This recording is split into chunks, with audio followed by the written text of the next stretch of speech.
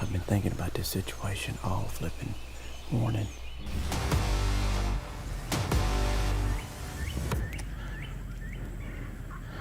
I'm a warrior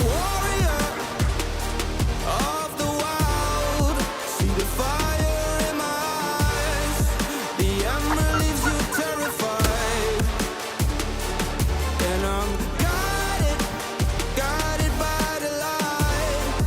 Every time you knock me down, I will turn it back around. Forged by the revolution's fire. Hey, welcome back. Mossy Oak Turkey Season 2024. We've officially crested the halfway point. So if you're still hanging in there, hey, condolences. I know you're a turkey thug. You're sick, you're eat up with it. We get it. I always do. You know, once you get to that halfway point, that kind of separates some of the turkey hunters that aren't maybe as passionate as you are. So if you've been bitten with that bug, you realize we're kind of over the halfway point, but not all the way to week 10. So sit back, get whatever you got, put your Yelper in, practice while we're watching this. Here we go. This week, not only is the week I finally got to go have the opportunity to chase one of my lifelong dreams in killing the Grand Slam. It's a hard week, but it's a special week. March 22nd was my dad's birthday. It's a morning that if I can help it, I will never miss in the turkey woods somewhere.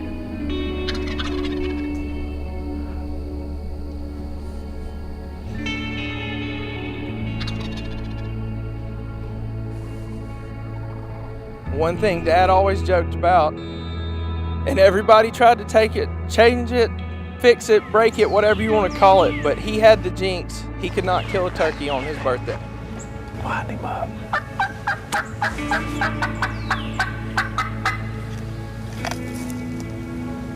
Come on, turkey. A couple years ago, with a good buddy of mine, I did it.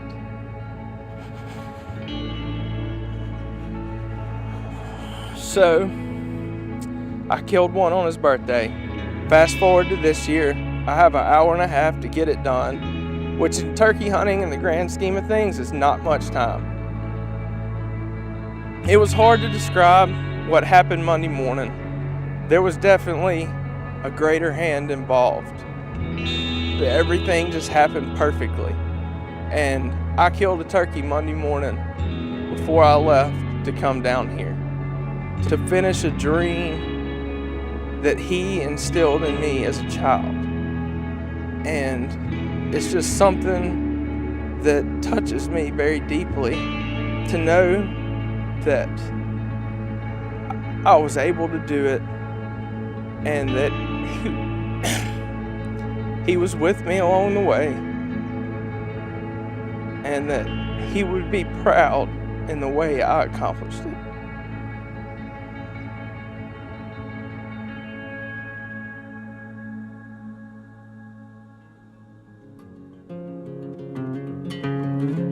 I know very well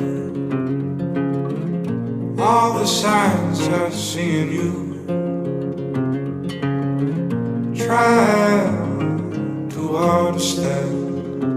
I knew I'd find you here. I knew I'd find you here. I see all the doubt. A blackened sea fights within. How could you swim away? I knew I'd find you here. I knew I'd find you here. I'm a die-hard Eastern turkey hunter, and of that, born and raised hunting southern Eastern turkeys, which are notoriously, aggravating, hard-headed. They catch a bad rap. People even say they may be their own subspecies of Eastern, but I would quit it all today to just turkey hunt. And to me, it's a part of me. I don't remember a time I didn't turkey hunt. It's something that you look forward to as the ultimate chess match of being an outdoorsman, a woodsman, a hunter. My thought process revolves around turkeys. The love for this sport has taken me to places, and is still continuing to do so, that I never thought I'd get to go, or I may never go for any other reason. Some of these obscure places, and you get to see the beautiful creations and the variations just across the country and across different states. And it's almost a calming feeling that you get to go do it one more morning. As a child, the dream was a grand slam. You killed one of each of the subspecies in their different habitats, their different walks of life. It was my goal from an early age to do that. Watching those original hunting videos, the people that first did the Grand Slam, hearing old timers talk about it. But the Grand Slam was like what everybody was chasing then. People didn't travel as much to turkey hunt as they do now. You know, the turkeys were still being reintroduced to places. It's very important, in my opinion, to the fundamentals of turkey hunting. Part of doing my Grand Slam I focused on was not going into areas where there could be a potential for a hybrid. I wanted to do it in its purest form, and to be able to turn my turkeys in, get my little certificate, and hang it on the wall. That means a lot to me as a turkey hunter, that I went and did it.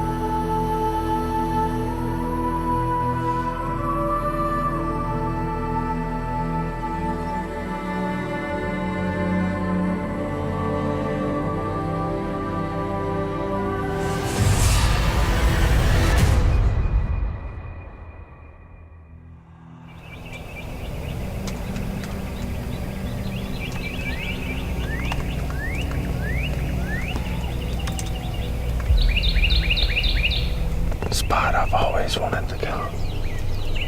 Been thinking about this hunt for a long time now. It's just as pretty as it looks, dude.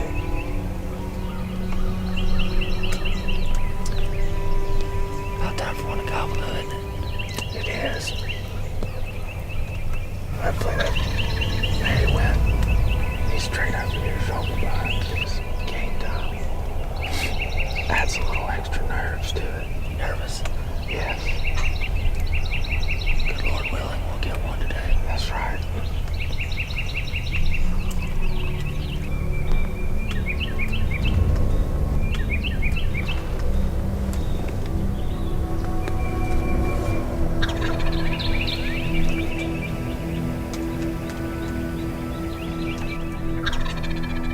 He's definitely moving out in the open. Dude. Go straight behind.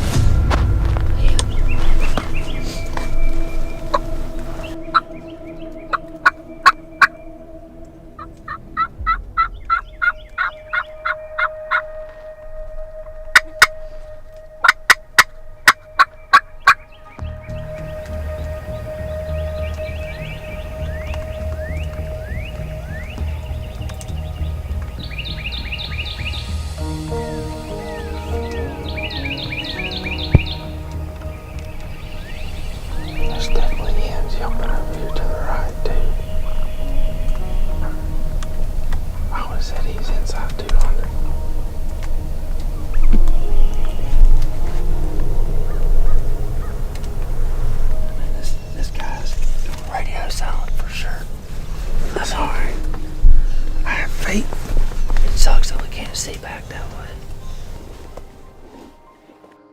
I think that this is one of the coolest spots I've turkey hunted. To come down here to a place like this and hunt Osceolas in the purest form of Osceolas in the swamps of Florida, it just, something about it, you just feel it inside you that everything is right. This is how it was meant to be. And that's something, you know, that varies in turkey hunters in general. I mean, everybody has their own unique way of turkey hunting, and I respect each one, but we all come from a different background of it, and it's about who taught you, who influenced you, and it's just something about it to me, you know, doing it natural, sitting against a tree, building a little ground blind like the old timers did it. That's how I was taught. And to do it down here, to finish my slam, it just means a little more. Always good when your guide has some good MRI for you. The turkeys have been in here, had pictures of 2 longbeards in here about 1 o'clock yesterday, so we're trying to feed them in here, make sure we're set up ready by the time they get here if they want to come back for day 2. I tell you what, when I turn around and look back over here, it's like a black hole. You can't see anything up in here. It's a perfect blind. Not to mention bottomland in the shade is money. No all chance day. they'll see us.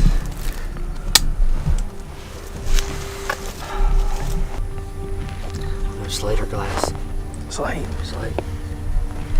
Just yep one time, see, let them know we're here.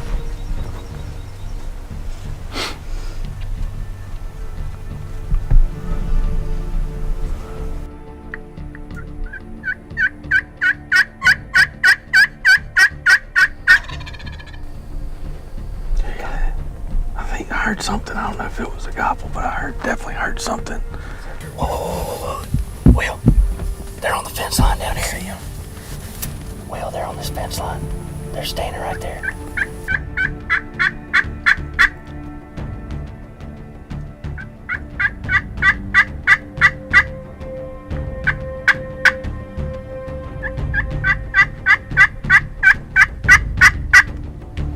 Just let them go.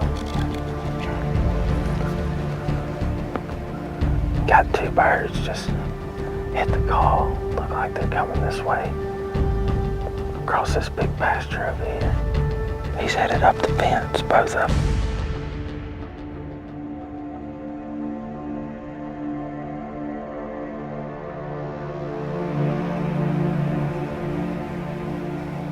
Oh, he's on our side. He's fixed to walk right by you. Last time I saw him, he was like 15 yards.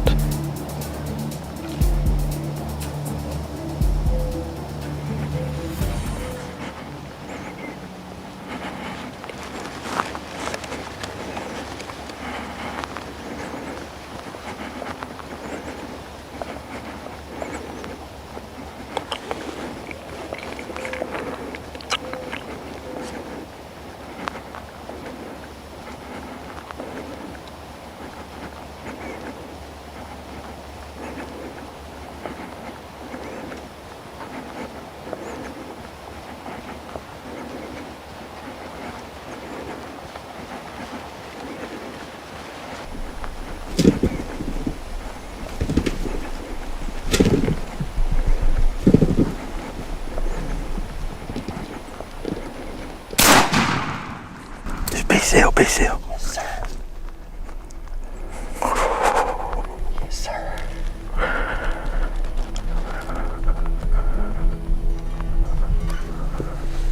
He doesn't know what's going on. That was such a good hunt. Incredible. That was such a good hunt. Coming up behind us, drumming like that. He stood behind that palmetto bush and I could just see his fan. I can feel it. I see his Just fan. like, You could hear the drumming. That drumming was awesome. what a way to end the slam on, too. What a hunt. I mean, I can say I killed the turkey with the shell I built. Well, every year I do something different to mark what year they were loaded. This year the shells got smiley faces.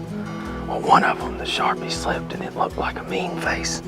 And after getting whooped this morning, we went with the mean face. And making it work. Yeah. Why don't you ease out there and get him? Yeah. Here.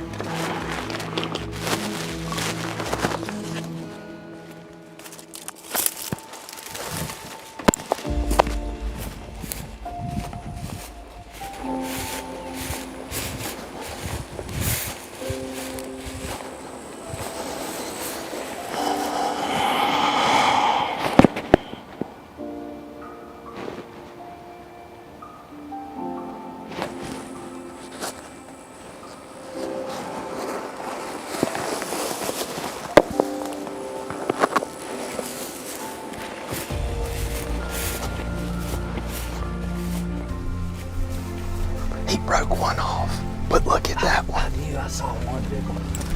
I told you it was sharp into your night. Yes, sir. Look at that spur. Holy cow. He busted that I one. told you. I knew I saw that thing, Kurt. Look at that. That's a hook there, That boy. right there. He almost broke it off. Got so long they broke off. Man, that's awesome. What a hunt. Look at those black ones. You don't think that turkey's been doing some strutting? Look how black his wings are. Jet black. Just the epitome of Osceola.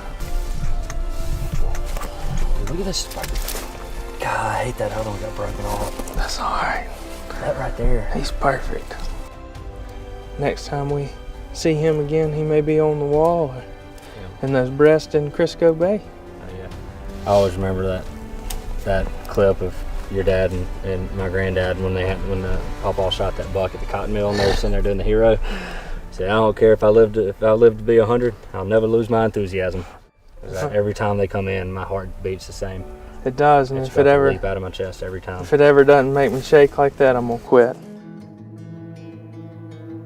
You know, I can just say it's truly a blessing to be a part of this Mossy Oak family and to have these connections and these ties. Family has never left that company, and they just continue to instill those family values into any facet of the outdoor industry they touch. You know, they did my dad a great honor with making this Dixon vest because he was a turkey hunter. He was known for turkey hunting. How it is truly more than a brand, it's a family. I had someone reach out to me the other day. His goal is to one day leave a legacy that touches people the way my dad left a legacy behind. It's the change is coming. It's passing it down to the next generation, teaching them what was passed down to us. Hopefully one day sharing camps together and taking them around to chase their Grand Slam.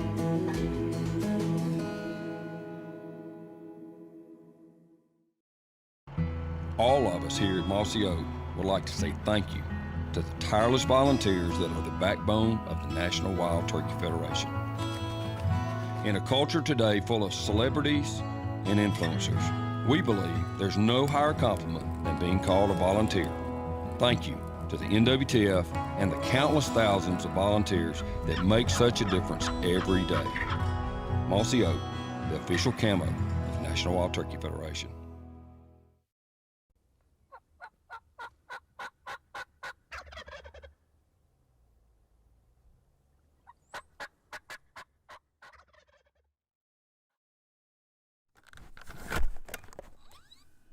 How you feel, Papa? I feel wonderful. With all my aches and pains, I feel wonderful. March of 2022. Mr. Fox, limited edition turkey vest number 0001, entered the woods for the first time. I was lucky enough to be sharing a tree with the man wearing it, along with his son and grandsons that are dear friends of ours. That vest has covered a lot of miles, been over the shoulders of a lot of great people, and it's seen a lot of beautiful places since that morning in Mississippi. And with the closing of the 2023 spring, it found its way down to Georgia and Alabama with Tom and myself. Ah, man, and as a I good heard answer. you shoot. I said, Papa Fox has done it again. What'd you think when I shot the second time? And Mossy Oak brand Camouflage, America's most effective concealment system.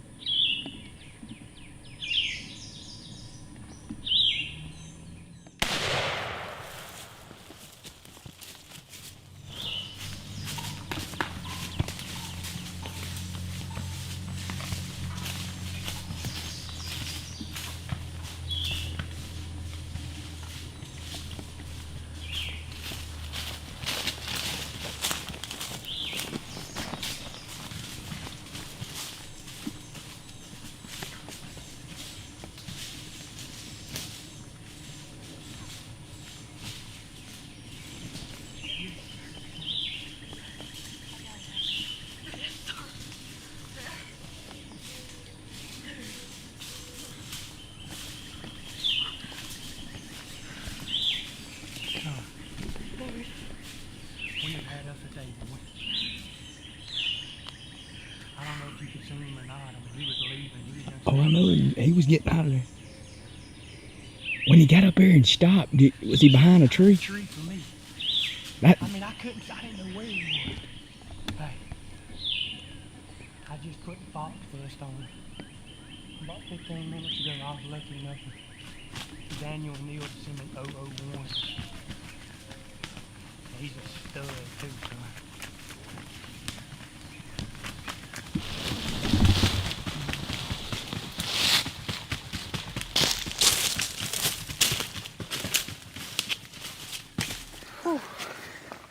Dude, got one to get real good spur. So, that's a big one.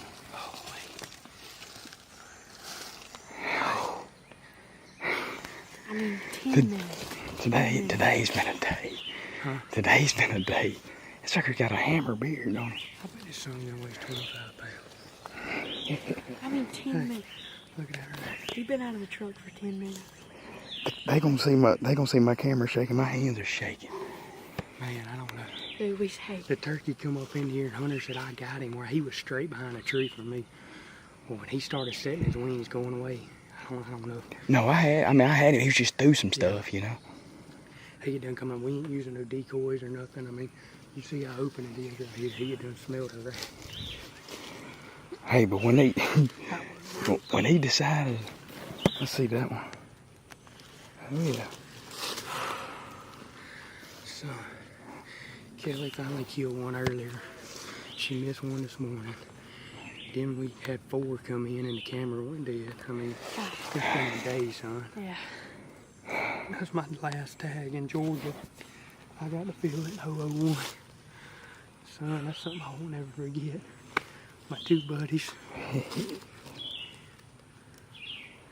How heavy this son honey. God. That's a freaking tank, son. Look how wide he is. Just Yeah, your dude, breath he plate. is a giant. That is a giant, son. That's what you call a Tom right there, bud. That is a magnum. That ain't big. And that, I mean, dude, we were sat down for maybe 2 minutes. I gotta put the camera down for a second. You got something kind of in the way. Yeah. And, you know, it's just fuzzy. You can't really see. But dude, that son gun, I mean, like that was on top of. Yeah. I mean, he was. What, he got 3 times? Yeah. We struck him, and I mean, he wasn't far. One of his spurs broke. Golly. We done had us a day, boy.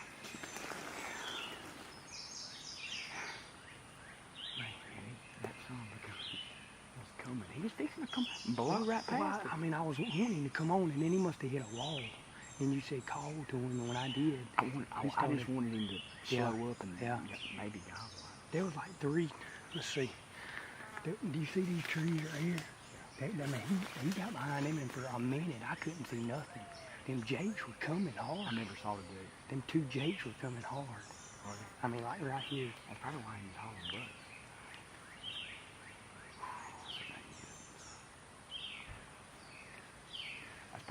That's 100% one of the biggest body turkeys I've seen in the South.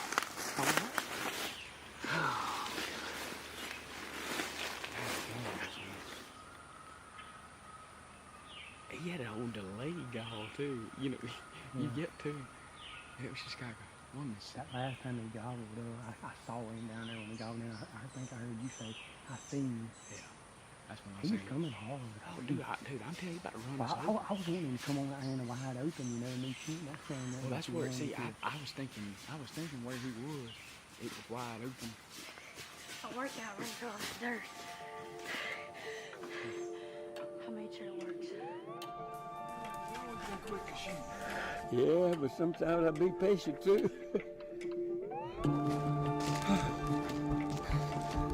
Let's go. Let's go.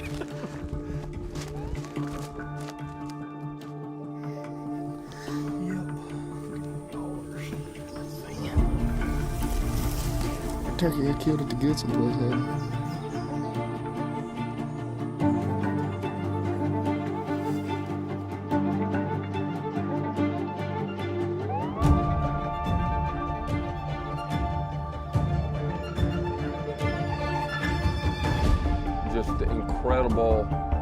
amount of love that we receive from everybody. All the people at the brand for the vest and for what Daddy's come to mean to people, it means so much to me. I mean, you can't even imagine it, almost 93 years old, as feeble as he is, how much it means to us. And from everybody across the globe that works with Mossy Oak, thank you so much for how much you care and for everybody wanting the best. Incredible shot. You got him, Papa. You got him. Oh my gosh, what a big old turkey.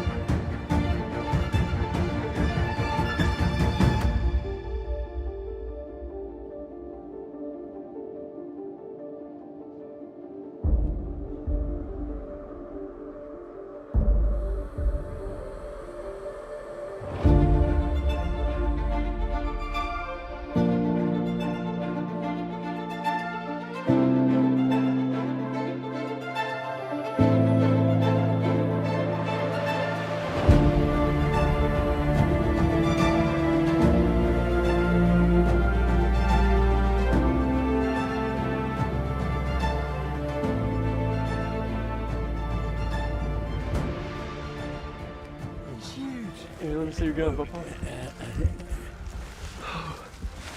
Oh my gosh. You got him. How could it be? I'm so proud of you. Oh my gosh. Oh my God.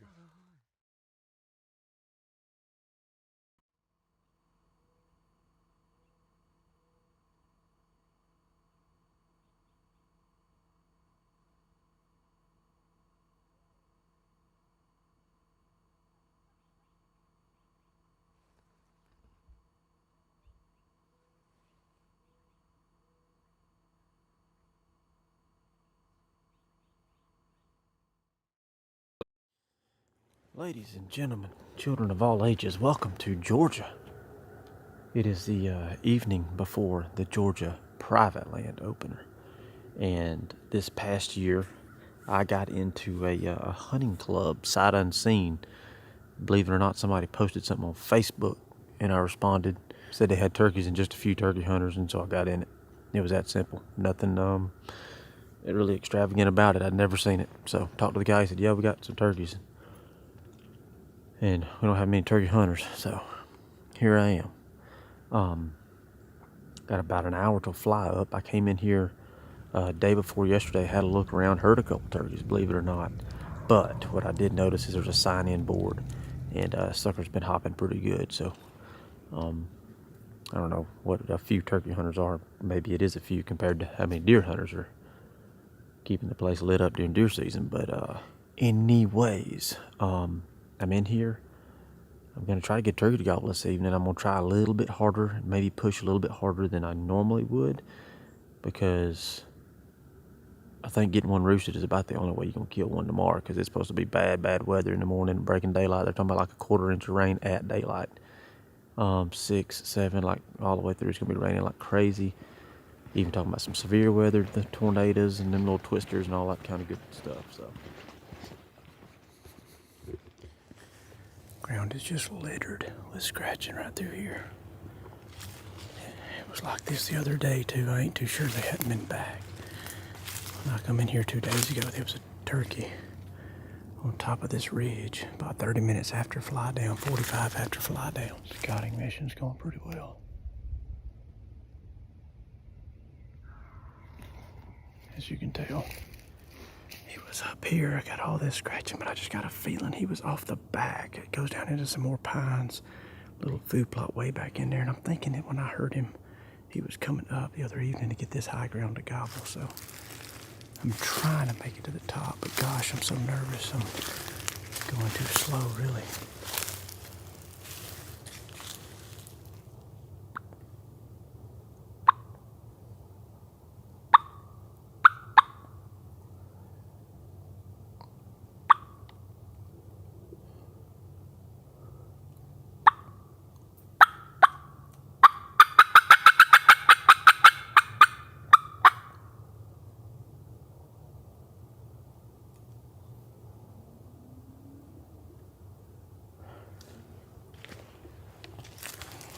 have our opportunity to gobble before we blow him off the dang stick.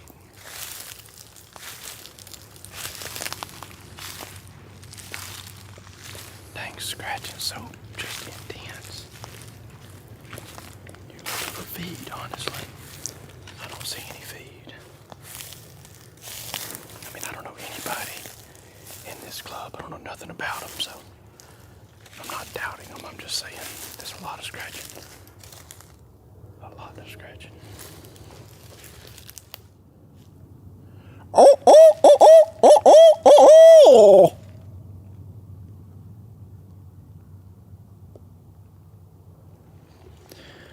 Come on, buddy. Let me put my ears on you. These guys have these little food plots all out in this stuff with their box stands and everything.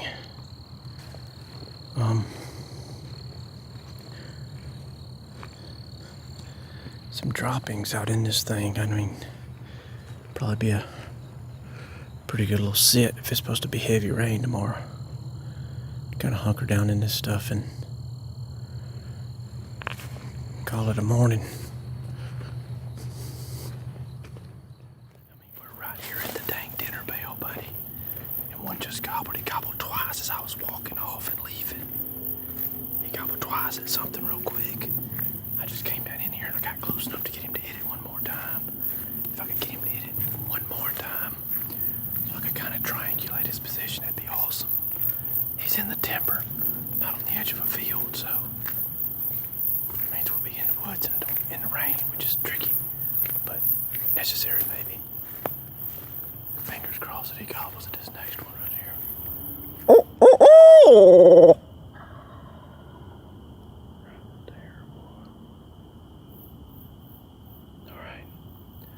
Starting point acquired.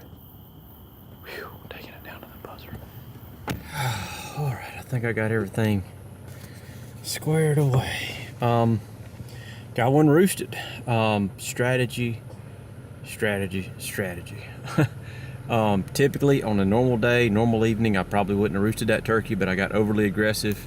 I don't like pushing in when there's a big chance on busting birds, but in the morning we're expecting really rough weather, so I know you're gonna have to be under one in order to even be able to get in the game. So I pushed it and it paid off. The reason I was in this particular area is because I was in here 2 days ago.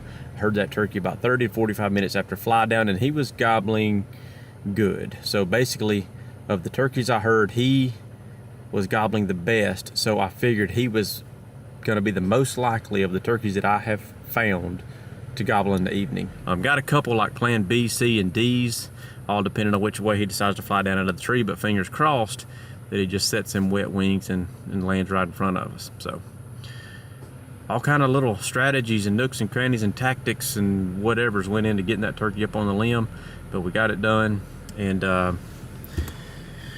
maybe he didn't blow away tonight. We will see all y'all in the morning. Welcome to the opening morning of Georgia's private land spring turkey season. And I can give credit when credit's due. The weatherman, he smoked this one. Wind's blowing about 50-11. It's raining. The rain's kind of slacked at the moment, but the lightning is popping. That was thunder y'all just heard rolling in the distance. The weather forecast has changed to now they're expecting 3/4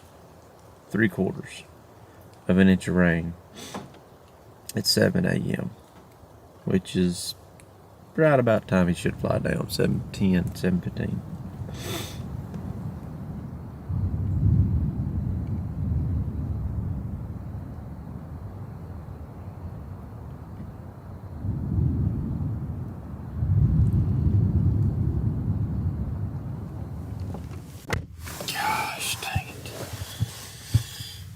This storm's it's calling my bluff, I guess is what it's doing. I am suited up, rain suit head to toe. Got a second rain jacket in the bag. Ziplocs, but man, it ain't the rain and it ain't that lightning just hit the ground right here behind me somewhere. I mean, this thing could not be sizing up more perfectly for like sunrise. That's honest. Like it ain't coming in right before it, so I can kind of see how bad it's going to be and let it get through. It ain't coming in right after it, so I can kind of try to push it. It's coming in at the moment that turkeys should be starting to gobble and fly down. I mean, perfectly. So far, I'm thinking we made the right call, because I don't think the camera equipment would have lived through this one. But I'm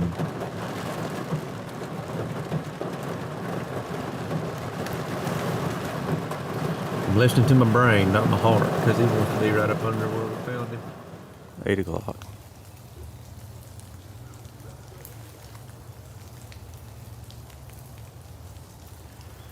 Rain finally moved out. Everything's dripping. I mean, it's bright now. Assuming the turkey's on the ground, so I'm just gonna slip down through here and see if we can strike him, I reckon. It's the only thing I know. I don't know what kind of attitude he's gonna be in, but I don't know. Can't believe we come in here and roosted that turkey that well and then couldn't go sit up on him. But it was bad. It got bad. Already had a guy. I don't know why we have these sign-in boards at these clubs and stuff. You have these sign-in boards. You sign into a spot. And I thought that meant that, you know, hey, I'm hunting here, kind of give me a little space or steer clear or whatever. The guy just drove down on me on a four-wheeler and he turned around though, so that's good. Anyway, let's go down here to that neck of the woods, assume that the turkey just got on the ground. Maybe he's feeling like looking for company.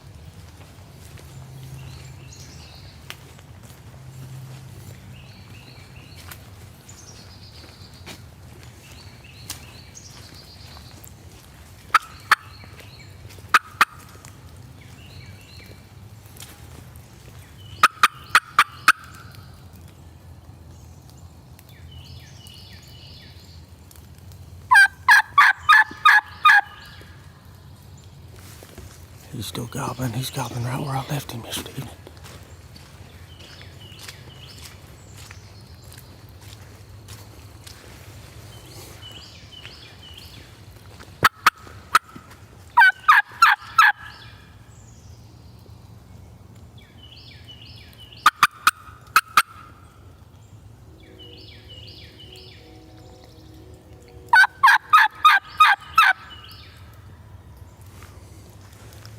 Yep, he's still down there. He's right off that roll.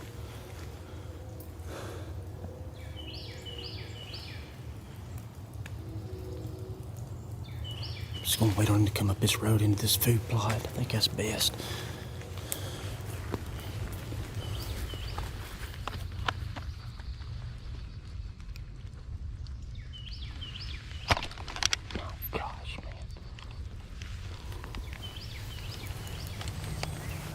When he crests this ridge right here, it's gonna get considerably louder. His gobble wheel right now, it sounds kind of muffled because he's over that roll in the ridge.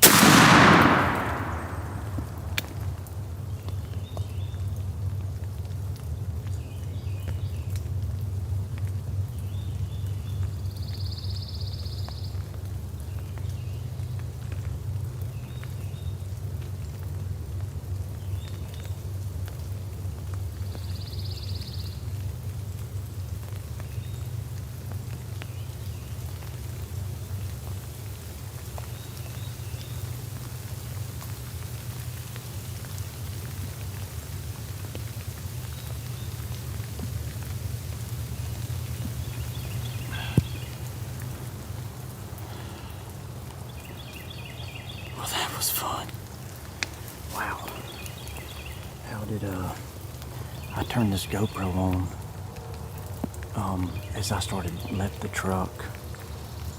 And when I killed the turkey, it had been on for 20 minutes. I stayed in the truck through the terrible, terrible weather.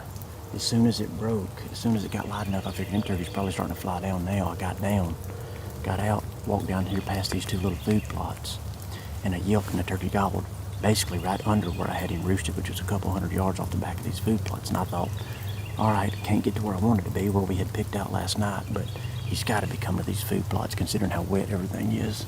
And we were right. He gobbled, and it's like a nice little roll off, so he didn't sound that close, but I knew better from walking it yesterday.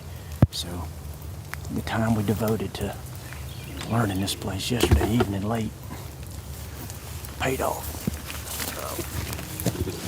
I had no idea that he had, I think it was 2 jakes and a hen, or 2 with him. They surprised me. I bet he is a muddy freaking mess. There was a hide of a cedar bush right there. Big pines up on a hump, so I knew. Like I tried to get against the pine, and it was just a bunch of a hump, so I basically laid on my back and clipped me out one little hole through that cedar bush, and that little flock came right up the road that I walked down yesterday evening. Couldn't happen more perfect, but man, he's flopping right in the drain of water. We won't have to let him hang to dry.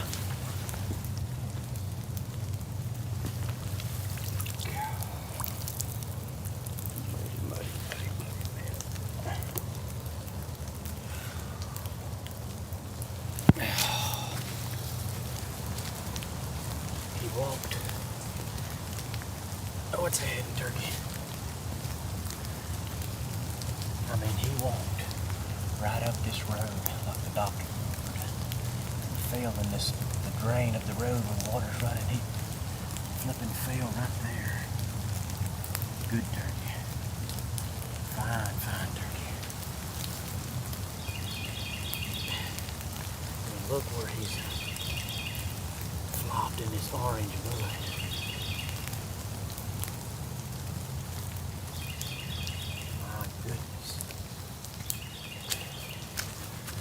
All of the, let's see,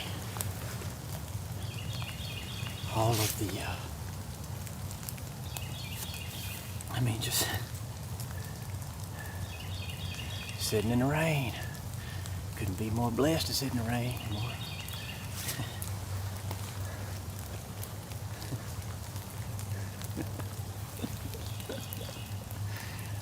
Oh man, life is good. Springtime, rain or shine, baby.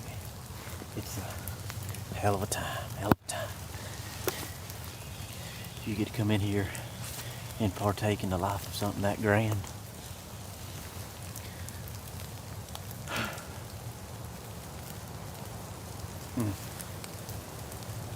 Thank you, Lord.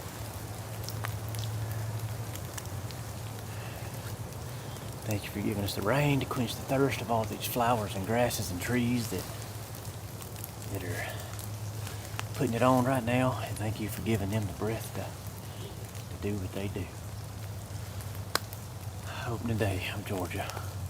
And the rain, thunderstorms, and it all. We made the most of it. If we hadn't come in here and roosted that turkey yesterday evening, I don't think we'd be sitting with him. Because we just knew where to go. We knew where to be. Just, man, I was like, all the pretty yelping, the Grand National winning yelping, world champion yelping, does not, it can't be, that you can't substitute that for knowing where the turkey's at. Like, we had to come in here yesterday afternoon and walked 1,000,000 miles and did what we did to find where that turkey was. We wouldn't have been in the right place to kill him. It ain't the yelping sometimes, folks. Most of the time, it's not the yelping. It's just being out there.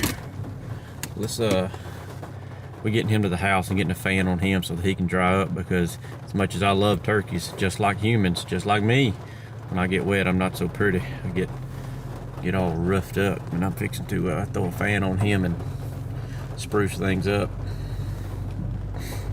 We'll have a cigar when he looks pretty and we look pretty, or at least he looks pretty. Got back to the truck and daggone sun popped out. Well, I didn't get back to the truck. I got back into the truck and hung out for a minute and the dang sun popped out. We're supposed to have a wind advisory kicking. It's supposed to have started an hour ago, but it's starting to get a little breezy, but it ain't bad yet. So I figure, heck, we'll go ahead and have this cigar. Sun found a cloud, but it's brightened up. Here's songbirds coming out to be a pretty fine day. So anyway, we're gonna have a cigar, chat about our morning up under a big wet gobbler.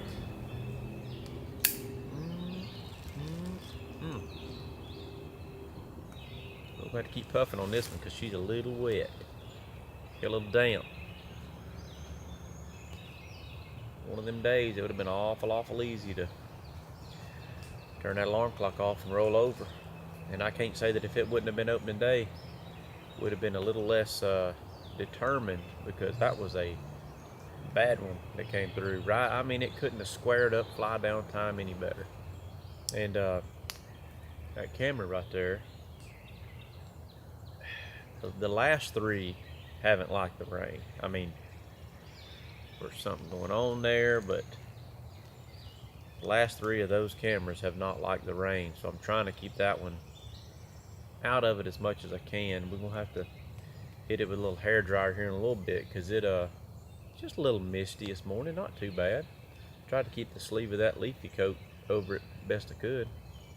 But when a turkey's gobbling and bearing down on you, you just gotta press record and turn it in the right direction. I ain't got a clue what we got, but I can see him just fine through that fast fire. Man, what a day. Opening day of Georgia.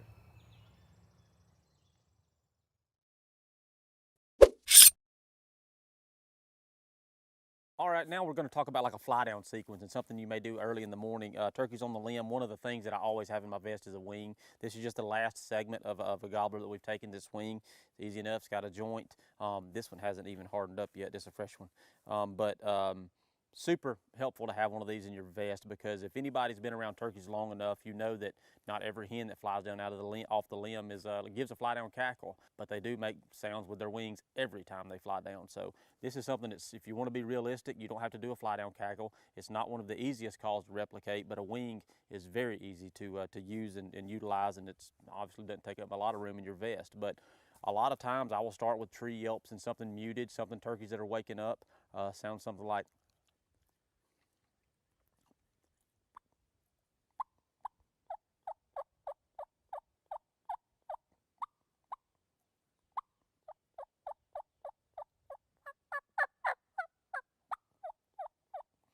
And then you can definitely, as it gets closer to fly down time, and this is a tactic that you can use on henned up turkeys and turkeys that are roosted with hens, because a gobbler's antsy. He's ready to get on the ground. He's ready to get started with his day for obvious reasons. So what we want to do is get him on the ground first. If he's on the ground first, you have the ability to manipulate him. Once he has that hen in his eyes and once she's down there beside him, things can get considerably more difficult. So using a wing, using some tree talk, convincing him, setting the stage, getting him on the ground before the hens around him get on the ground gives you a chance. So basically what I would do is some tree talk like I just did.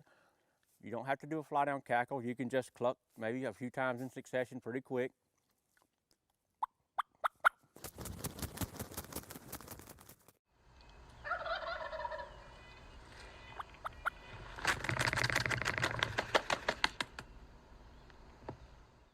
Smash some limbs or some trees that are around you to really give the effect of a turkey navigating through limbs. Smash the leaves around you, and you basically just told him that he's already got some game that's on the ground, and he will a lot of times very quickly thereafter come and join you, and you may have the ability to kill that turkey before his hens ever hit the ground and cause you big issues.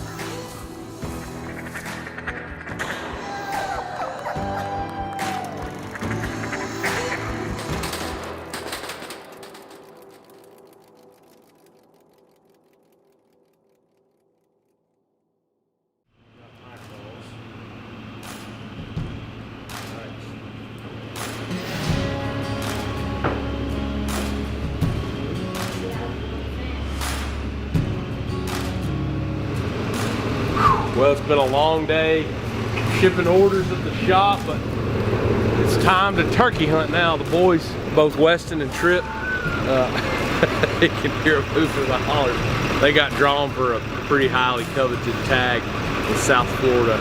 So it's Tuesday afternoon. We're gonna drive to Scottsboro, Alabama tonight, pick up Weston and Keelan and leave about 4 in the morning. And scout Thursday and Friday. What do you say?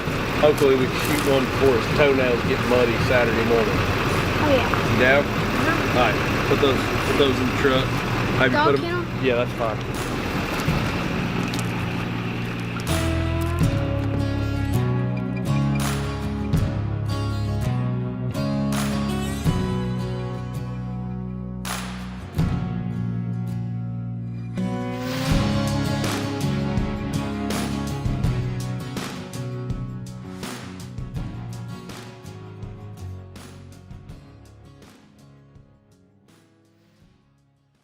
Well, it's February, and February is the month of transition around here. We go from a migratory feathered critter with a green head to a great big black one with a red head. And last spring, we were fortunate enough to get drawn in South Florida in the very, very earliest turkey hunting zone that comes in the continental U.S. And it was a youth hunt. So Tripp and Weston both got drawn, and we've put in for a lot of years, and man, they were stoked. It's an area that Keelan and I know pretty well and have been before, and as luck would have it, Scott Rhodes and his daughter Jane also got drawn. So the 6 of us got to start our season in South Florida, and man, you know, I've always said the greatest anecdote to a waterfowler's broken heart is a hard gobbling turkey. And February 23rd of 2023 found us in South Florida listening for turkeys to gobble. And the day before it opened, man, they lit it up. It was unreal. Turkeys gobbled in every direction, and we had lots of fantastic options. So we all kind of had a game plan and went in that afternoon and built blinds and kind of got ready to get in the pitch black dark, get as close as we could, you know, to the roost. And Tripp and I were absolutely in the game. We had a bird that was roosted 150 yards behind us, and he just kind of looped around us, and we never saw him. It's super thick down there, and so if you're not right on top of them, you might as well be 2 miles away. They can hear you, but you ain't seeing very far down there. Just keep it like that. It's too late.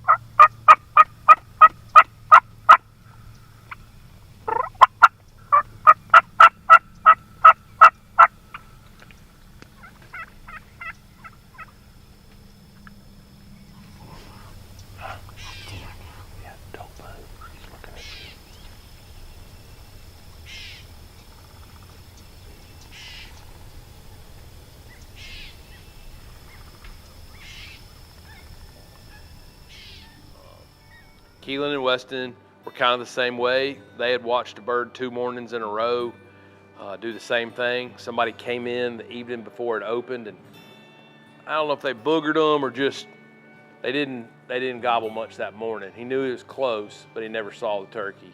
And so we all got back to the house that day on the opener and had not had any luck, and we're really kind of licking our wounds. You know, we had high hopes and then kind of all got dashed that first morning.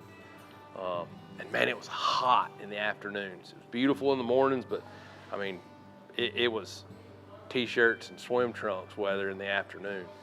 So that first day that it was open, nobody had luck in the morning, and we all had to go back out that afternoon. I mean, we sat for a while, and it was hot. Everybody's sweating. And at some point, the weather kind of broke a little bit, and it just got pretty. And it was maybe hour and a half, hour and 40 minutes before dark. And I told Tripp, I said, we're gonna have turkey come through here. We had a nice little clearing. And I mean, it wasn't too much longer. I think he'd given up hope.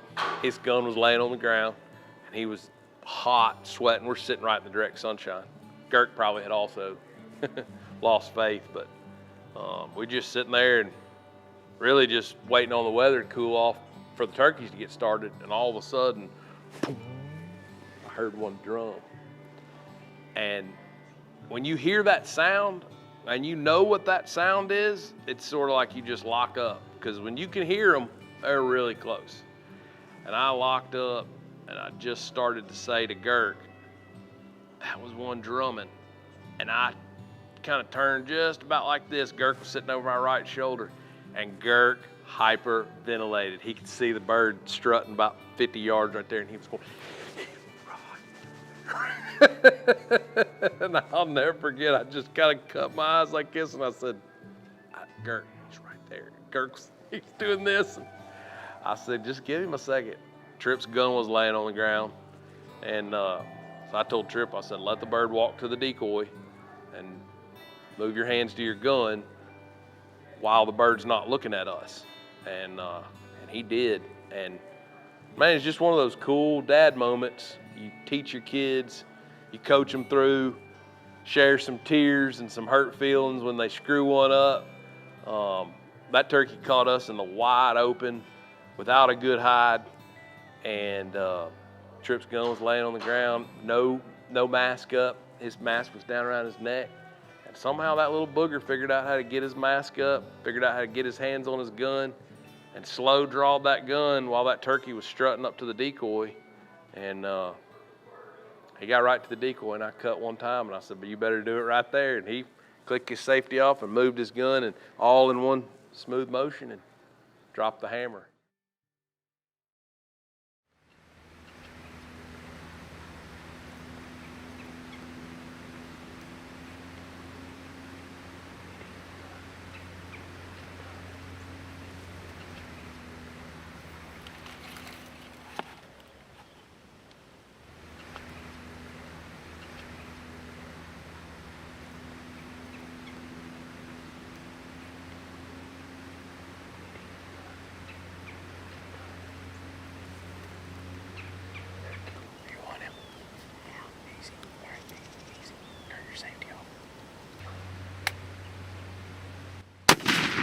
You got him! You got him! You got him! Woo! Run up there and get him! Run up there and get him! Yeah! Woo! I was just about to tell y'all I heard him drumming. I heard him get to that spot and I heard him go, boom! Yeah! Yeah!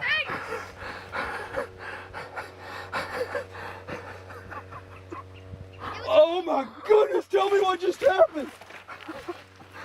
Was it really? Well, that's all right. He came in and, it's all right. Be fired up, come on now. He didn't have a tail fan. Holy cow, look at He's this not bird. a Jake. Holy cow, what a cool turkey. Look at Holy this bird. smokes. Look at the hooks on that bad boy. Good gosh. Gracious. Look, he's got a double spur right here, look. Or it's broken right there. It's like a second one coming out. How cool is that? That is insane. Dude, did you hear him strut right there?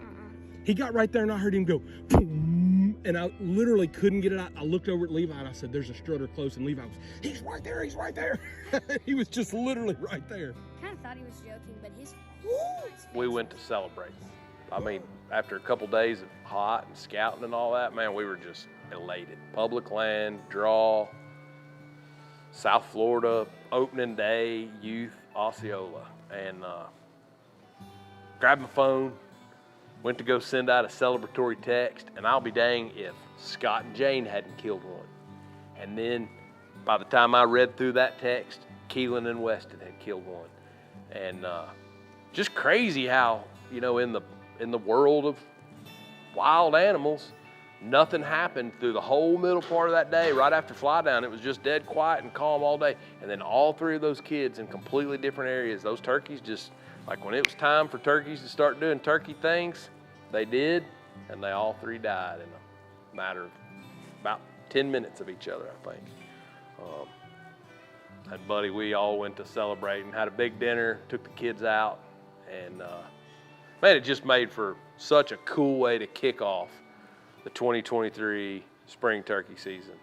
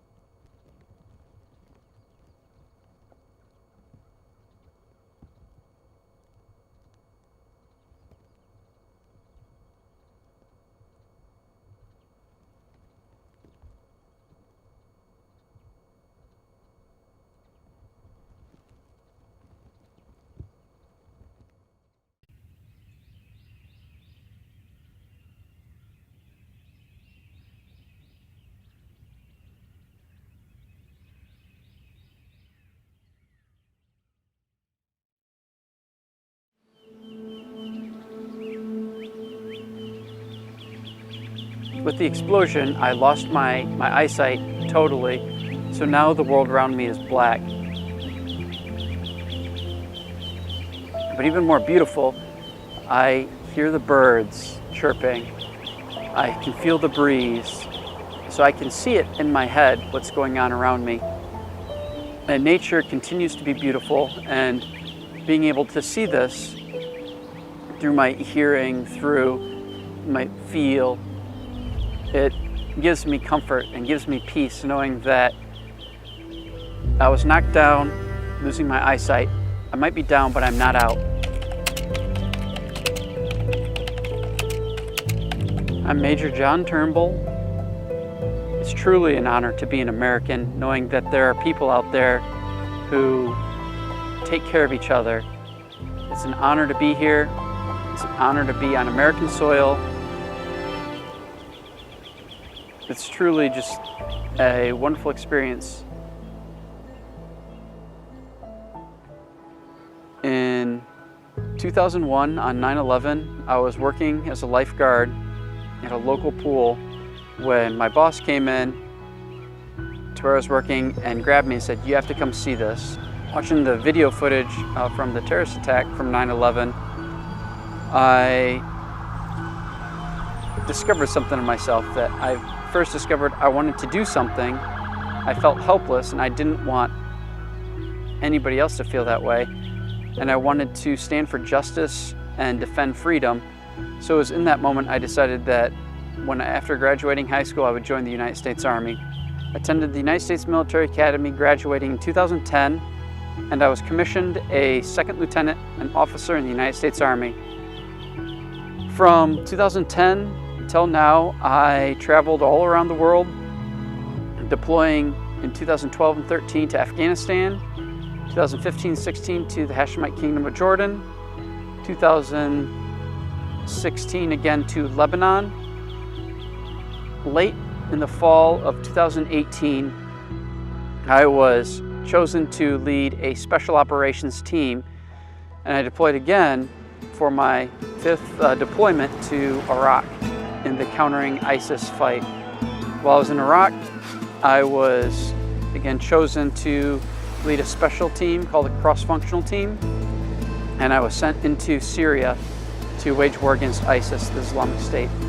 I arrived in Syria in September of 2018, and my team, we assembled and we started working a unique approach to combating terrorism. We did 3 big things. We restored power to the region, about 500,000 people.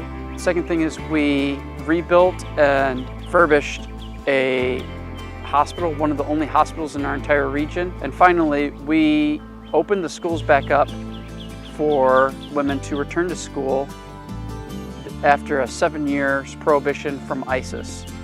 So these 3 things we all did while we were able to successfully remove control of ISIS over the people and remove their stain from the area, making it so they couldn't terrorize the people. This all came to a head in January on the fateful day, January 16th in 2019. My team had left one of the schools where the young ladies were returning to school. We were doing just a routine combat patrol to make sure everything was okay in our sector when an ISIS fighter approached my group wearing a suicide vest, detonated 10 foot from me right in the middle of my team, killing 4 patriotic American heroes that day.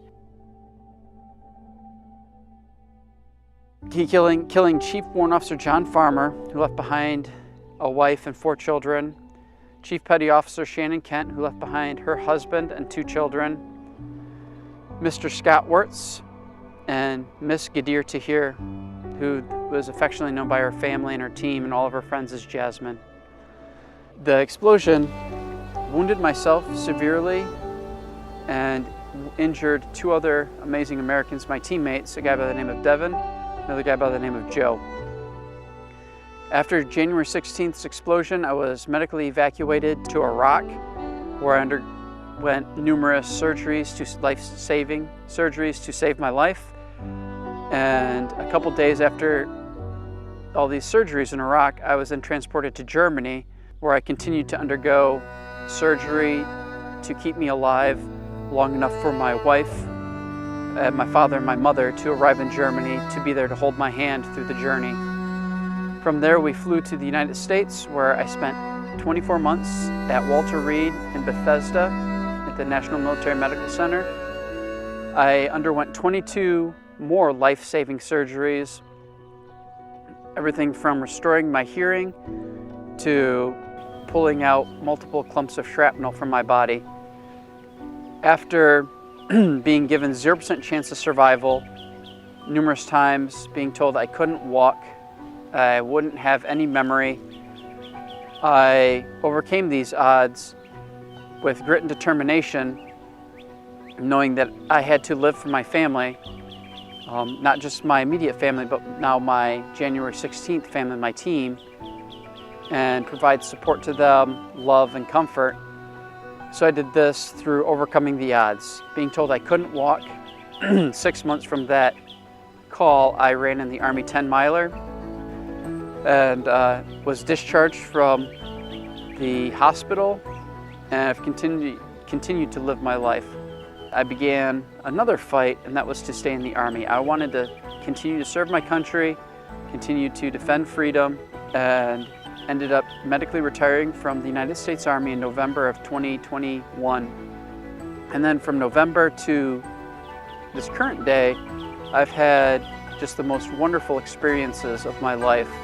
People coming together, understanding that I still struggle with my post-traumatic stress disorder, waging the battle against depression, and wondering, asking myself, why did this happen? You know, what is there for me to do in this life? People have come together and have helped me through amazing experiences that have led me to San Antonio, Texas, where I am today.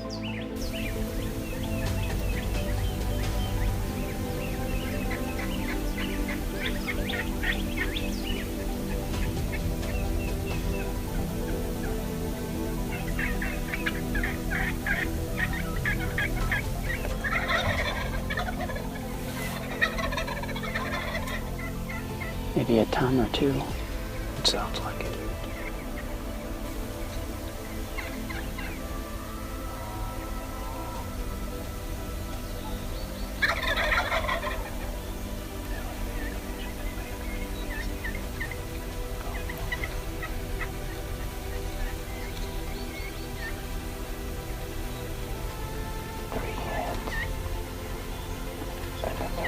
There's a Tom coming. Go ahead and shoulder your gun. Get ready for it.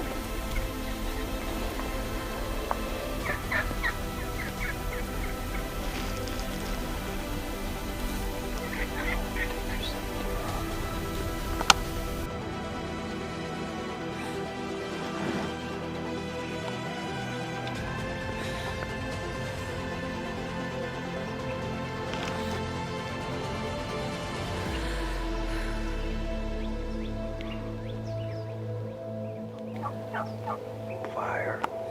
Fire. Fire. Nice job, brother. I can promise you I was more nervous than he was. You could tell. I was freaking tight, man.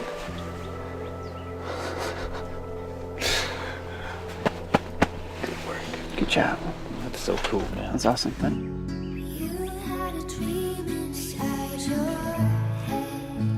That was some good work right there. You bared with me.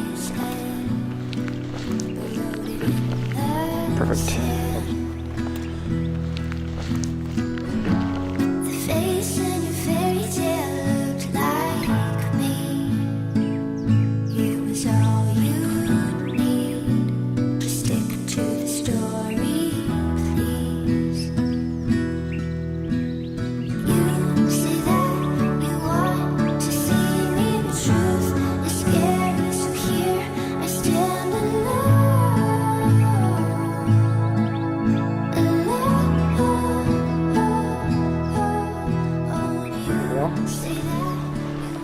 I don't live in it. Oh, there we go.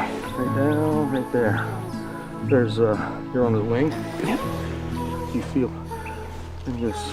Yep. Right down, right there. Keep sliding down his wing to his leg. There's the spurs. Sharp, huh? Nice. Yeah, they're about an inch. Yeah. Big feet. Thank you, bird. That other bird didn't want to come out of strut, did he? I didn't know what you guys were doing, so I didn't dare try and make him stick his head up or anything.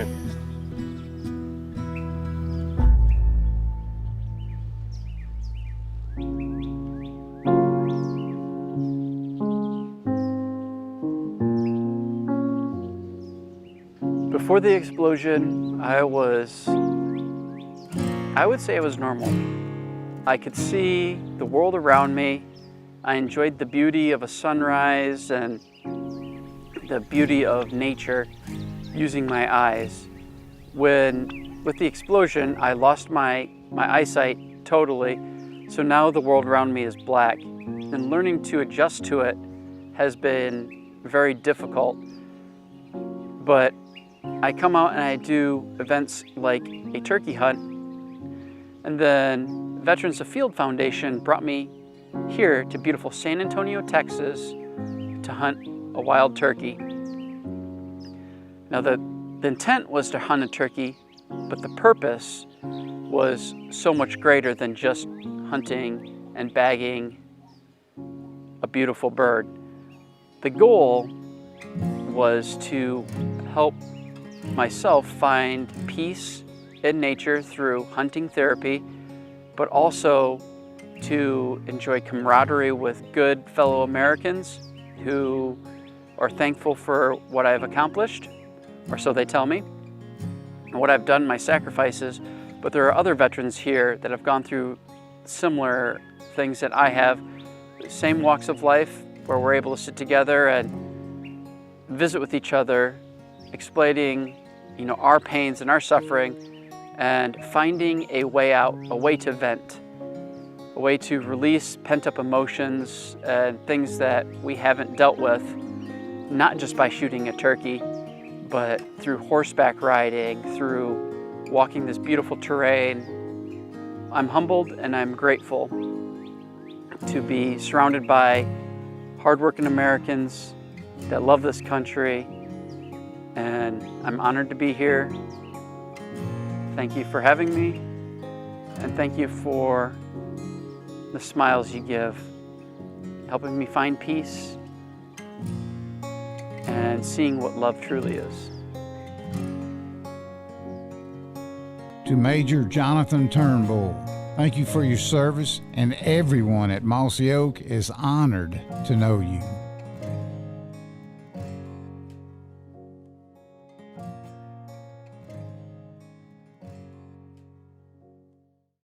Times I've been asked this, or heard people ask it at shows or seminars, hey, what's your magic trick? What is your magic call? What is your go-to? I'm gonna just go right up front and tell you, there is no magic call. There is no magic trick. Some people are better woodsmen than others. Some people are better callers than others, but there is no magic trick or no magic call. The right recipe is to be sitting in front of where he's walking toward. Now, if calling brings him that way, that's a bonus. But there are no magic tricks.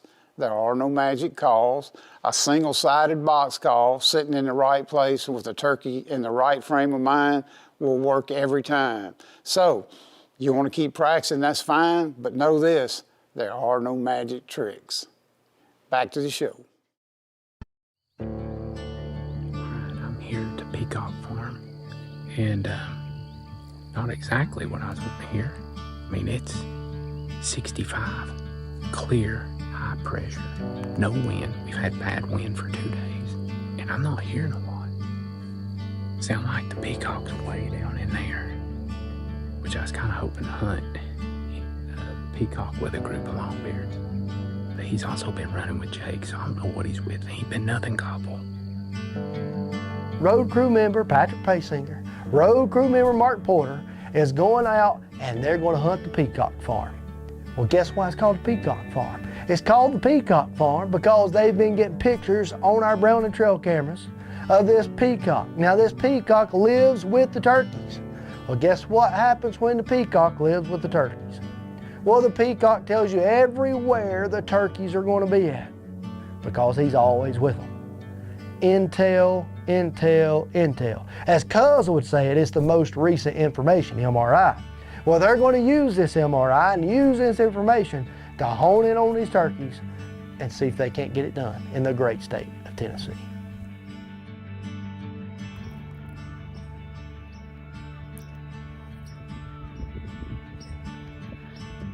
Not sure if y'all can hear that, but that's a peacock. I'm here on the Peacock Farm. We have a peacock running with a group of turkeys. I know it's been running with them for 3 or 4 weeks. And because I've gotten pictures, it's either with longbeards or a group of jakes. And last night I stopped by and they were roosted way back there, and I should have hunted them, but I had to be at work early. So I went after a road bird, and of course that didn't work out. But so I'm back over here this evening and trying to put these birds to roost.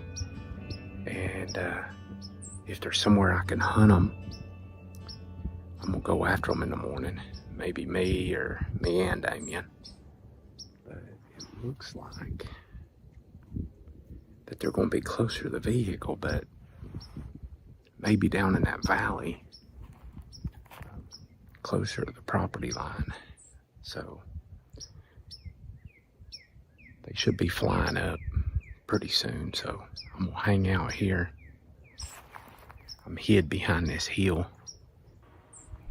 So we'll hang out and see if we can put these birds to roost.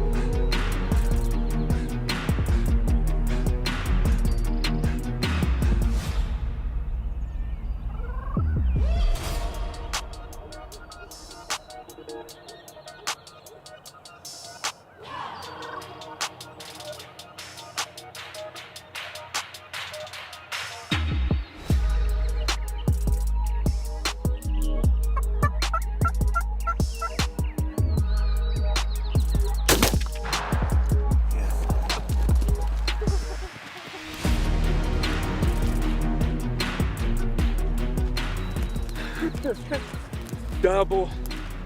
We're done. Early morning. Well, that's a wrap in Tennessee for Damien and I. That's right. And roosted is roasted this morning. God is good. Absolutely. Love you, man. Love you too. Now let's go to work.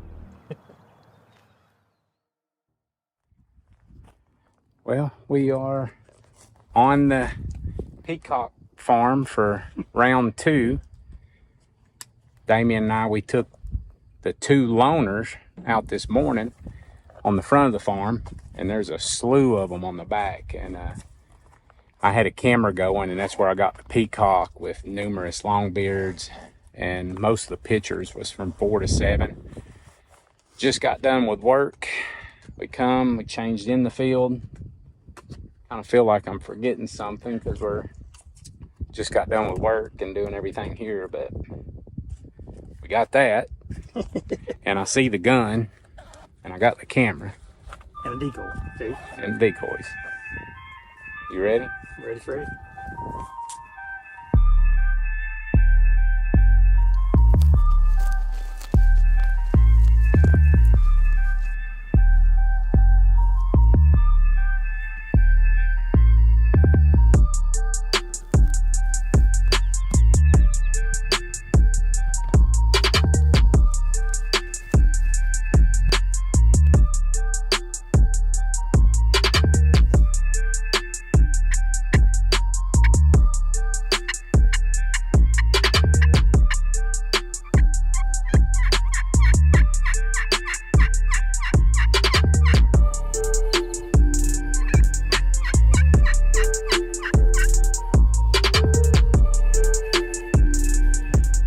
It's about 80 today, so I just wore in my Gobble Fest t-shirt, and I've got a Nomad Leafy top, and I looked down and seen this, and I thought that was it, but it's not. It's my green leafy blanket to cover this. So it's gonna just go over me like a little shawl, like an old woman, I guess, which I'm sure it'll do just as fine. Good. Yeah. We'll take it for like winter time. Melissa wrapping up on the couch.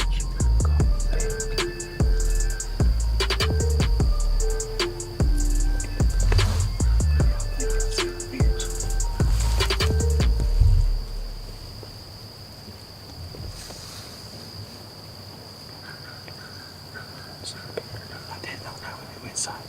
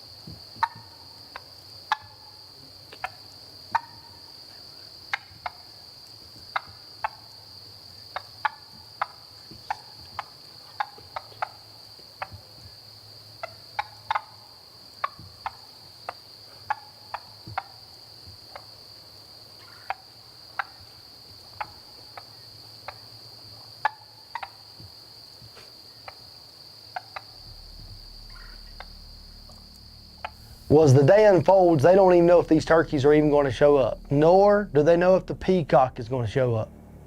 But as the day progresses, the sun starts to set, and guess what comes over the ridge? The peacock. And guess what is behind the peacock? The longbeards. So the peacock is leading the way, and here it comes up to the Dave Smith decoys.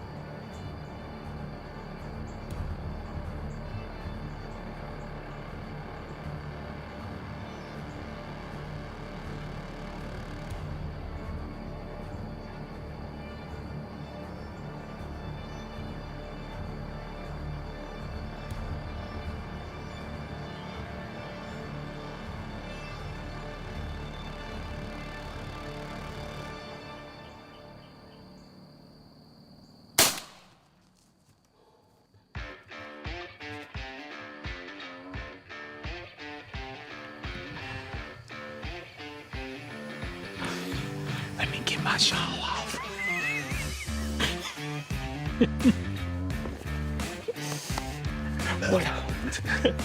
We were covered up. Turkeys, peacocks. We had a group, like 6 or 7 jakes come in. Yeah. Hung out, left. 7 longbeards come 20 yards to our right. And of course, didn't have any cover here to the right because I built this little homemade blind for the turkeys coming to the left. Yeah. So they kind of smelled a rat, as Patrick says, and walked off. Then we were sitting here and a peacock led 4 or 5 more jakes in. Yeah. And the jakes walked off, but the peacock fell in love with the DSD breeding hen, or posturing hen. Loved it. And kept on and on and on and on. And then we were just sitting there laughing, taking pictures of the dang peacock. And because it was 7:50 and here they come. So we was down to the last 15 minutes of light. We thought it was done. And then he said, get ready. And then you could see heads start coming over the hill. And then you kept coming, and they was coming straight at us, and I couldn't even tell if they were longbeards or jakes or what. And then finally one turned sideways, and I was like, whoa. Because I could hear you whispering something, but I couldn't tell what you were saying. Yeah. We had 7 come in. A wad just come in, and he killed. And they was longbeards that just kept coming over the hill, fighting, gobbling. There's at least 8 or so. Gobbler yelping. They're still over there. The peacock's wanting to come back again. He's up here on the hill. This is amazing. Thank you, Peacock. Thank you, George. Yeah. We named him George. Well, throughout this hunt, we see how a peacock played a role in harvesting some turkeys. Now, you talking about a weird-looking turkey. Now, a peacock, that's a weird-looking turkey for sure. Well, matter of fact, it's not a turkey. But it began to think about Scripture and how that relates, that the Bible tells us that we are a peculiar people. 1 Peter chapter 2, verse 9. Not only does it tell us that we're a peculiar people, but he also says that we may be persecuted for his sake. Here's the deal. I don't look for people to be perfect. God doesn't expect you to be perfect. If He expected you to be perfect, He wouldn't have had to send His Son to die for us on the cross of Calvary. You see, we have imperfections. I have imperfections. You have imperfections. But the difference maker in my life is the fact that I've accepted Jesus Christ as my personal Savior. And because of that, you might think I'm a peculiar person. I promise you, as I'm on stage trying to imitate a turkey at the Grand National Calling Contest, people think I'm kind of crazy. When I'm walking through Lowe's Hardware and I'm blowing a turkey call and I'm gobbling on that turkey call, people think I'm kind of crazy. But at the same time, God has given me a ministry through a turkey call, and I'm very thankful for that. You see, He also tells us that He'll give us the desires of our heart. What's your desire today? How can you take your talents, your abilities, and serve our Lord? It's not about being perfect. It's about being real.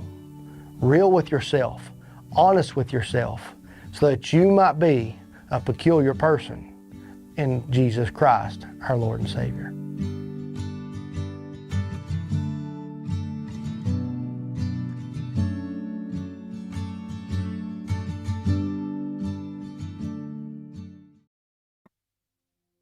That is my first turkey ever. In January of 1969, horn rim glasses. And so we ran, and there was a whole flock of turkeys in the field. And so we backed out without spooking them. You know, we just peeked in there and backed out, and about 200 yards from the food plot, and just sat down, and Daddy started calling, and you know, and it was like, I think 7 jakes came walking right up to us, and you know, it was a big deal. But and honestly, back then there weren't nearly as many turkeys as we have today. We need to be grateful for what we do have. You know, as we evolve, I'd love for people to get more and more concerned with having them than just killing them, you know. And the killing is just a byproduct of having them and take care of them first and having kind of a life of abundance.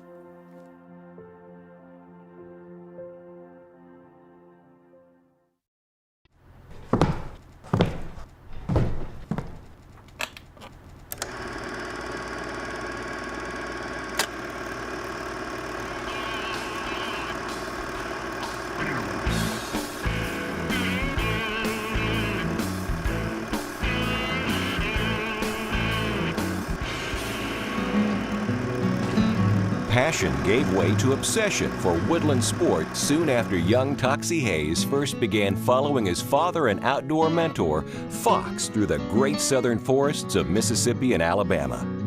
We went to the woods a lot. It was definitely a lifestyle with Mr. Fox. You know, that was his hobby. He didn't play golf, he didn't play tennis or baseball. He was a hunter and a fisherman. That was his hobby. Besides, you know, doing a little cattle farming and taking care of the family. Hunting's challenge defined the Hayes family. By the time Toxie discovered the excitement of bow hunting whitetails and the electricity of dueling with boss gobblers, he'd thought long and hard about the effectiveness of camouflage. Better patterns, he knew, would help him become literally invisible to the game he sought.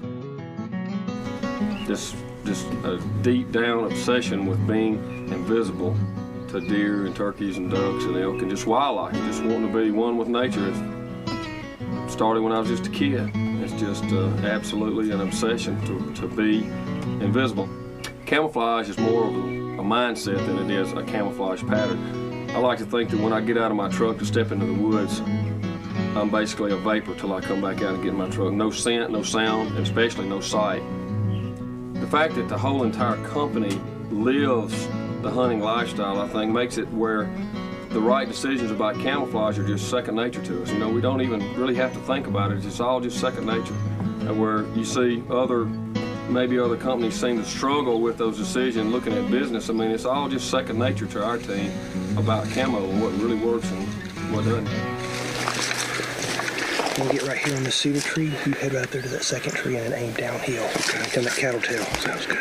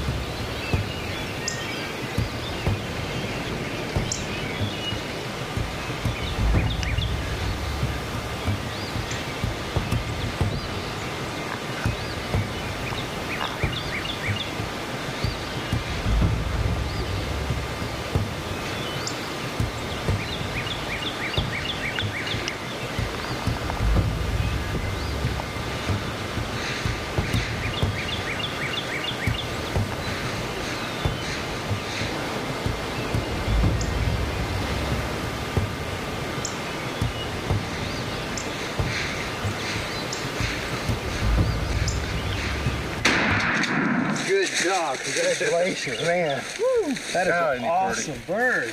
Wow. Man, he couldn't have been more than 12 steps from you. That forest floor did the job. Man, didn't it though? Well, look, I mean, it's just... He had no idea where you were at. He didn't. It was awesome. Man, he was so close.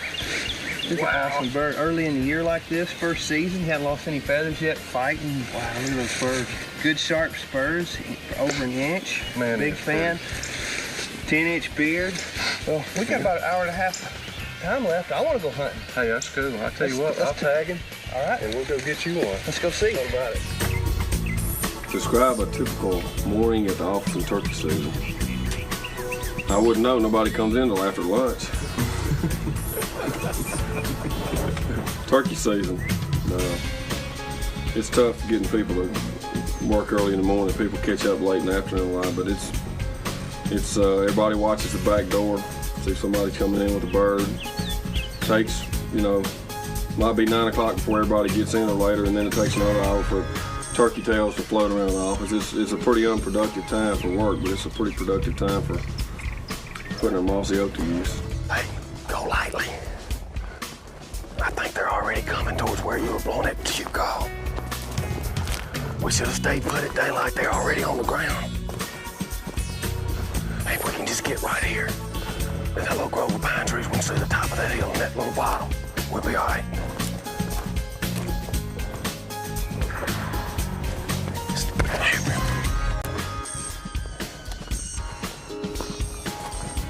Man, we got to get down. We got to get set up.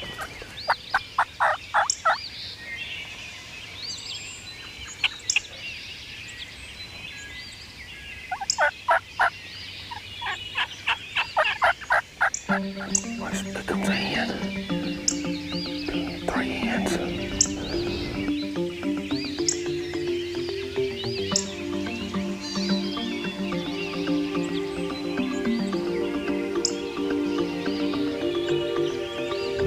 Oh, I think they made us.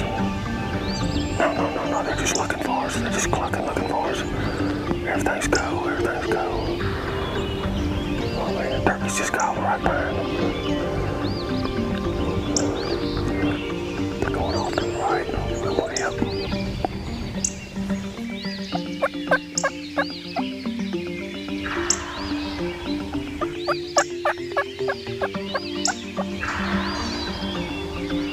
They're coming back.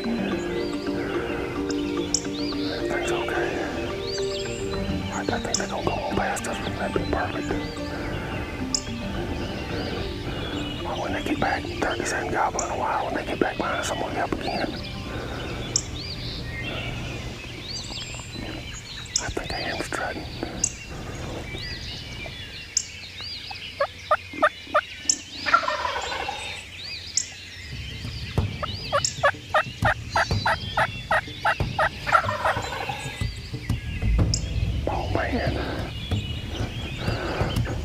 Oh man, I see him. 1, 2,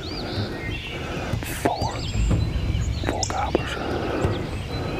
Oh man, one on the left. No, the one in the middle. Right.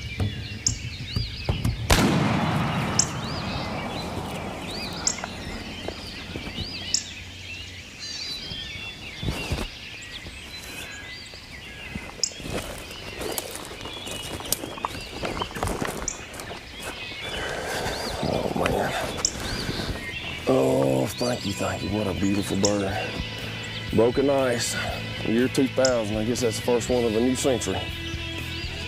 And nothing better than a good 2-year-old to break it in. Boy, they gobbled and acted right. Golly, they were gobbling.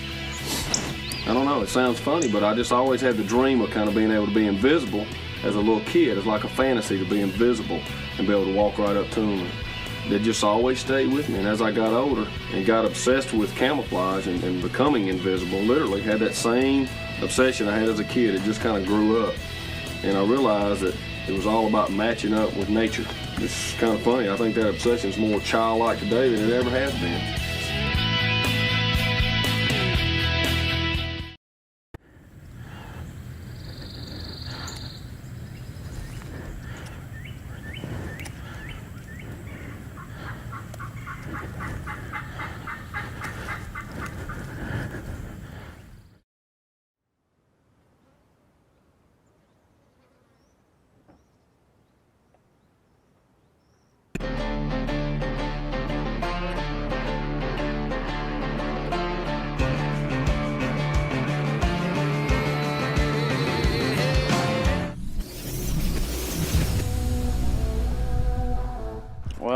Old West Invitational is over, but Corey's called me. We're done in Wyoming, but we're not done in South Dakota. So great week at the Old West Invitational in Hewlett, Wyoming, and turkey season's not over yet. Almost though, almost. Typically people shoot the straightaway first, and then they shoot the angle target. So, shoot the left from this post, you'll shoot the left bird first, then swing over. When the wind's like this, that second bird's gonna be kind of dropping down, so make sure you get underneath it. It's all fun. We took a break from turkey hunting. I needed a shooting lesson, and I heard there were some good shooters here, so we got Matt Barflow. He's gonna see how bad I suck. You doing it? Oh yeah. Pull.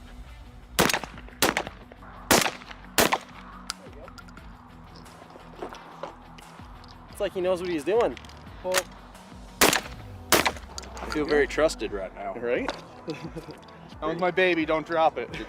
So this has won some stuff. Yes, that one's won 2 world championships. So a field gun, if you were to throw the field gun up and you shoot at a target, where you point with this, or where you aim, is going to be right where that pattern's at. With a trap gun, essentially you have a higher point of impact, so it shoots high, so you never have to cover that target with the bead. Okay. So you basically, like on the clay target, you're going to have a black ring on the bottom of it.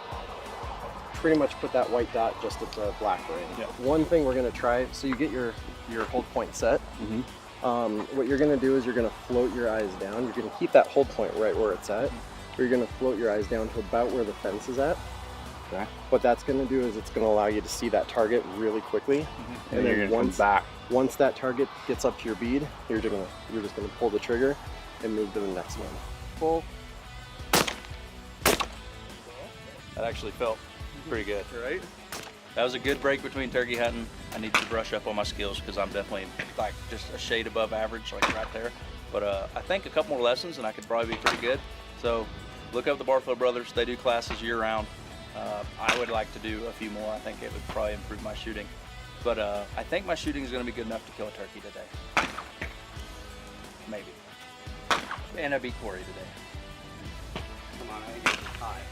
It was probably high. We didn't actually shoot competitively, but if we did, I'd probably make some bets. But you guys gotta shoot 50 tonight. Here you go. We should probably do that because it's getting tight.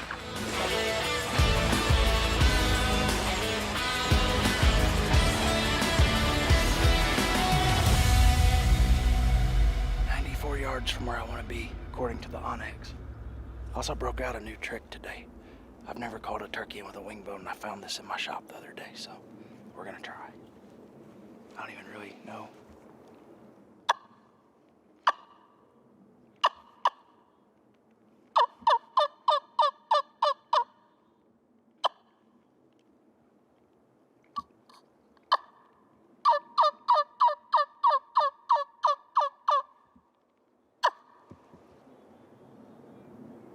I thought it sounded good, but they didn't.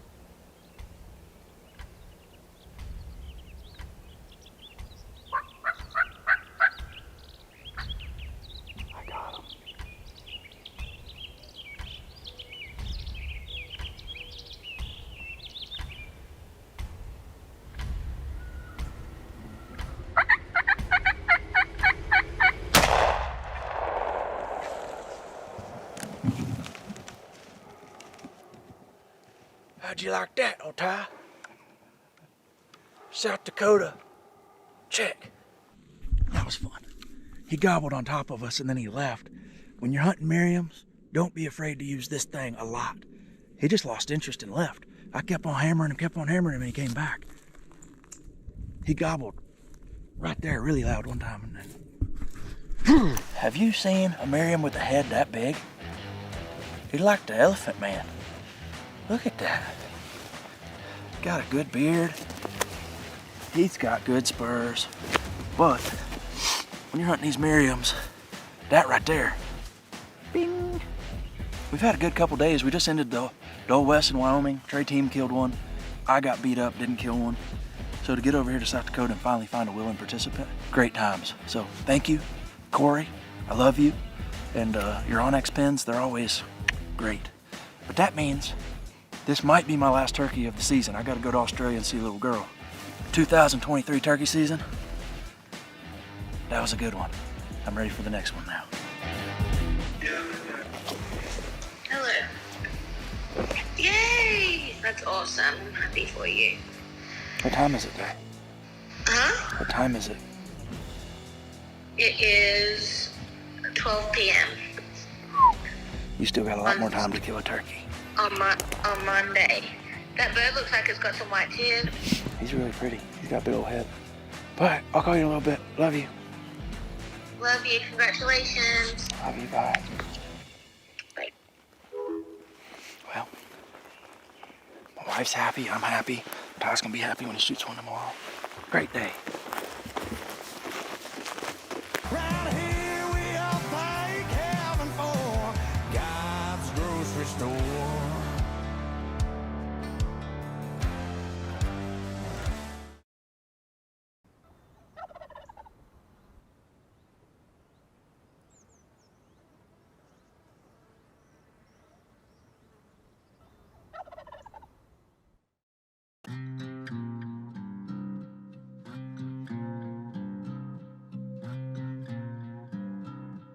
It's that time of year again. We're back in Texas. We're getting set up for tomorrow morning. It's opening season here in Texas at the LeGrand Headwaters Ranch. We just set up a few chairs in our in this blind here in this old water tank. So we're just getting ready for the opening morning tomorrow morning.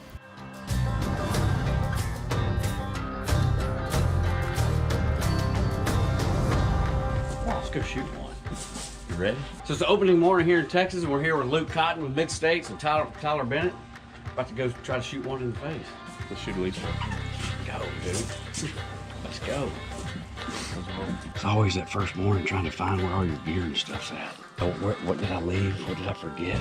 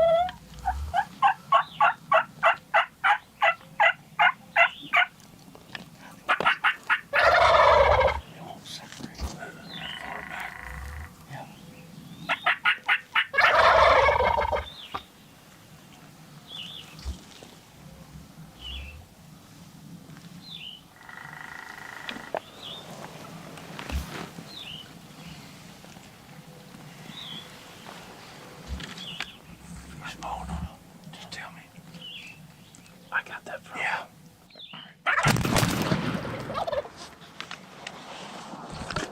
Shoot that one. Shoot that one, Danny.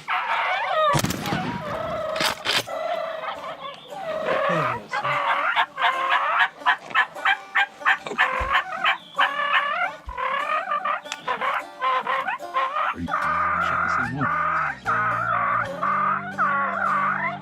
Shot that first one. Y'all both shot the same bird? Yeah. We both shot the same bird. Yeah. And you're like, shoot that one. We should... I didn't know. You said right before the same bird. I was like, I got that one. I got that from. Yeah.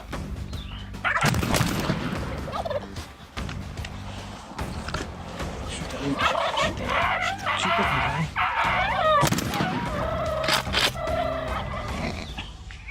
That one flew up. That's what who missed. See, the far left one flew up. Oh, I missed him. I missed it. I shot the second one.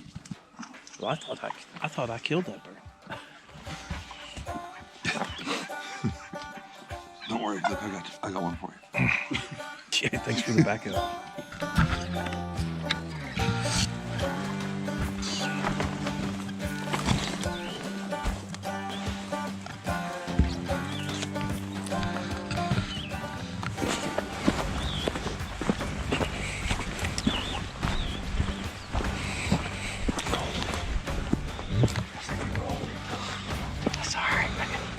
That's fun. So cool. He's a good one, huh? Yeah, he's a pretty freaking bird. Good follow up. Heck yeah. Yeah, right. Let's get him out of here. Nice big bird. Didn't get better than South Texas, huh? No, heck no. Oh, dude, that's freaking sweet. It didn't take long. No. Opening morning. Opening morning here in Texas. Heck yeah, man. It didn't take long at all. Freaking awesome, man. Yeah, appreciate it. Oh, we had a good morning. We had them roosted right here off the roost. You could see them sitting in the trees. But opening morning here in Texas, we had 4 longbeards. Came from behind us back here, circled around us. Came in front of us right here, and Tyler connected on 2 good ones right here. He's got them all. Got them ready to go. I'm right here. Yeah. Open the morning. Right off the bat. Yeah. Couldn't ask for a better morning. Yeah. Time to go after a couple more now.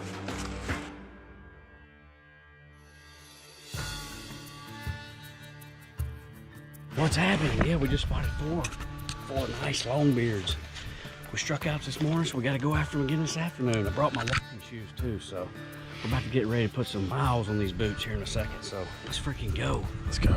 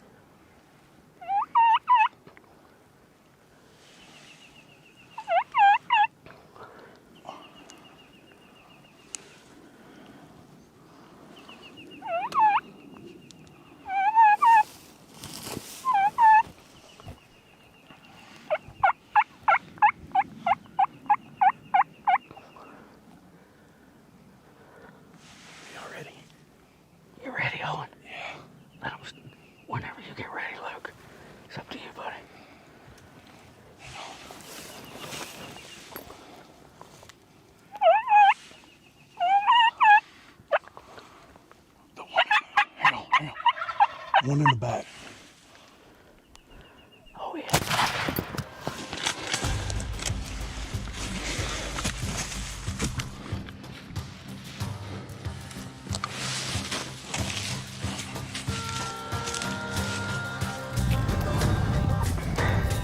Dude, that's freaking awesome, dude.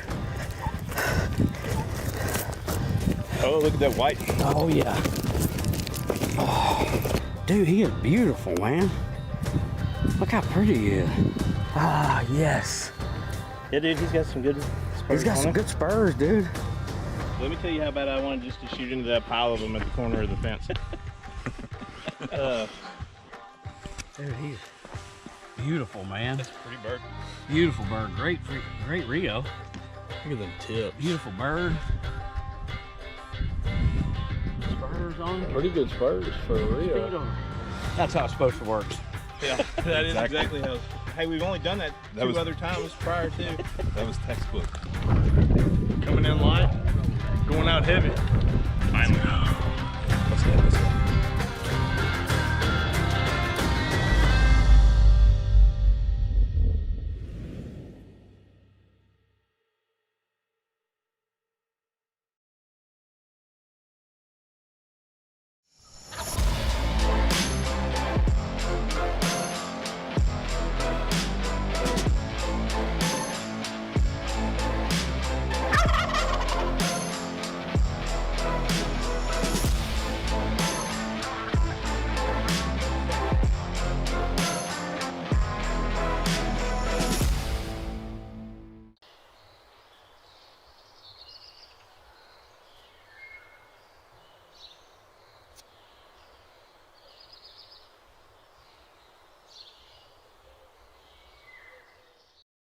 Made it through week 6, like I said.